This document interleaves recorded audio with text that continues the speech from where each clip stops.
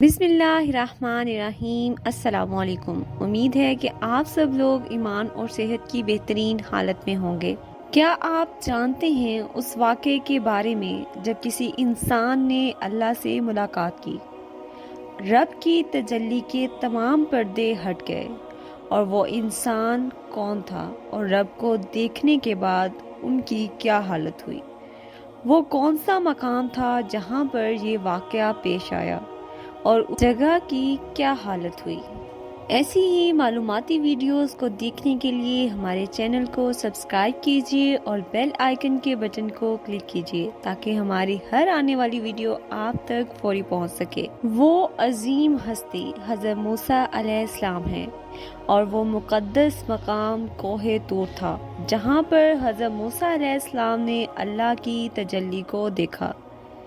جب حضرت موسیٰ علیہ السلام کو مصر سے جلا وطن کیا گیا تو آپ مدین تشریف لے گئے، جہاں پر آپ علیہ السلام کا نکاح حضرت شعیب علیہ السلام کی بیٹی صفورہ سے کر دیا گیا۔ یوں آپ نے مدین میں سکونت اختیار کر لی۔ وہاں پر آپ کا قیام تقریباً 10 سال تک رہا۔ اس کے بعد اپنے آبائی وطن کی محبت اور اپنے باقی عزیز و احباب کی جدائی نے آپ کو واپس مصر جانے پر مجبور کر دیا۔ آپ علیہ السلام نے جب مصر واپس جانے کا ارادہ ظاہر کیا تو آپ کے اہل خانہ بھی آپ کے ہم سفر ہو گئے۔ یہ سفر بہت ہی طویل اور بیابانوں سے بھرا پڑا تھا۔ یہ سفر کی ایک تاریک رات تھی اور موسم سرد ہونے کے باعث ہوا میں خنکی تھی۔ آپ علیہ السلام کا سفر کوہ طور کی جانب تھا، کیونکہ کوہ طور مدین اور مصر کے راستے میں واقع تھا۔ جیسے جیسے رات گہری ہوتی جا رہی تھی، ٹھنڈ بھی بڑھتی جا رہی تھی۔ اپنے ہمراہ لوگوں کو ٹھنڈ سے بچانے کے لیے آپ نے ایک جگہ پڑاؤ کرنے کا سوچا۔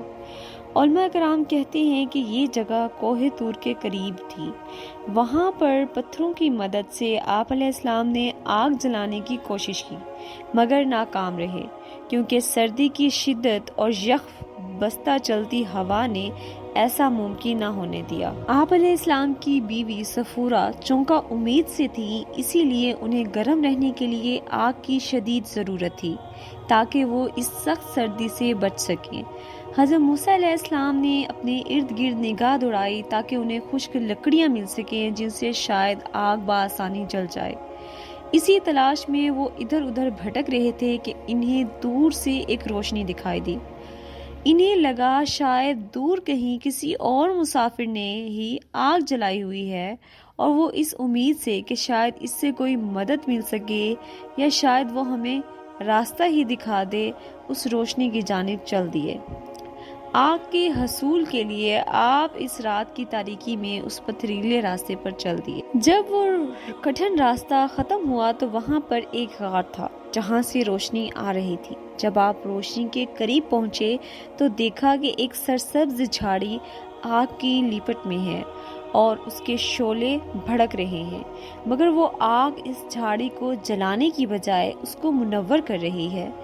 ایسا لگتا تھا جیسے درخت روشنی سے جگمگا اٹھا ہو، مگر آگ کے شعلے اس میں سے بھڑک رہے ہوں۔ نہ تو دھواں تھا اور نہ ہی کوئی تپش۔ حضرت موسیٰ علیہ السلام حیرت سے اس درخت کی جانب دیکھ رہے تھے۔ وہ درخت آپ علیہ السلام کی دائیں جانب تھا۔ اچانک سے انہیں ایک آواز سنائی دی، اے موسیٰ، میں ہی تمہارا رب ہوں، اپنی جوتی اتار دیں، آپ مقدس وادی طوا میں ہیں، میں نے آپ کو چن لیا ہے، میں ہی اللہ ہوں، میرے سوا کوئی خدا نہیں، بس آپ میری بندگی کریں اور نماز قائم کریں۔ اللہ تبارک و تعالیٰ اپنے نیک بندے سے خود ہی ہم کلام ہوئے تھے۔ پھر ارشاد خداوندی ہوا کہ اے موسیٰ، یہ تمہارے ہاتھ میں کیا ہے؟ حضرت موسیٰ علیہ السلام جو کہ اس پورے واقعے سے حیران و پریشان تھے اور بولے، یہ تو میری لاٹھی ہے، اس کی مدد سے میں چلتا ہوں اور اس کی مدد سے بکریوں کے لیے درختوں سے پتے بھی جھاڑتا ہوں، اور بھی بہت سے کام ہیں جو میں اس سے سر انجام دیتا ہوں۔ اللہ رب العزت نے حکم دیا، اے موسیٰ اس عصا کو پھینک دو۔ آپ نے فوراً حکم کی تعمیل کی اور اپنا عصا مبارک پھینک دیا۔ زمین پر گرتے ہی وہ عصا ایک اژدہا بن گیا۔ یہ منظر دیکھ کر حضرت موسیٰ علیہ السلام ڈر کے وہاں سے بھاگے اور مڑ کر بھی دیکھنے کی ہمت نہ کی۔ فوراً سے ارشاد باری تعالیٰ ہوا کہ موسیٰ پلٹ آؤ، خوف نہ کرو، تم بالکل محفوظ ہو، تم اس کو پکڑ لو اور ڈرو نہیں، ہم اس کو ویسا ہی کر دیں گے جیسا وہ تھا۔ جب حضرت موسیٰ علیہ السلام نے ڈرتے ڈرتے اس اژدہے کو پکڑا تو وہ واپس عصا بن گیا۔ پھر حضرت موسیٰ علیہ السلام کو حکم ملا، اپنا ہاتھ اپنے گریبان میں ڈالو، وہ بغیر کسی عیب کے چمکتا ہوا نکلے گا۔ حضرت موسیٰ علیہ السلام نے حکم کی تعمیل کی اور اپنا ہاتھ اپنے گریبان میں ڈال کر باہر نکالا تو ایسا نور اور چمک باہر آئی جو بے مثال تھی۔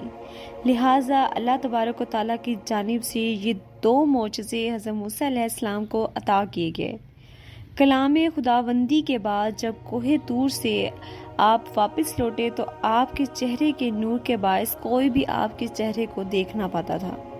آپ کے چہرے اور آنکھوں میں ایک خاص قسم کا نور تھا جس کی تجلی کوئی بھی برداشت نہ کر پاتا۔ اگر حضرت موسیٰ علیہ السلام کسی شخص سے آنکھیں ملا کر بات کر لیتے تو اس شخص پر ہیبت طاری ہو جاتی تھی۔ کوہ طور کے بعد آپ نے اپنا رخت سفر مصر کی جانب کیا۔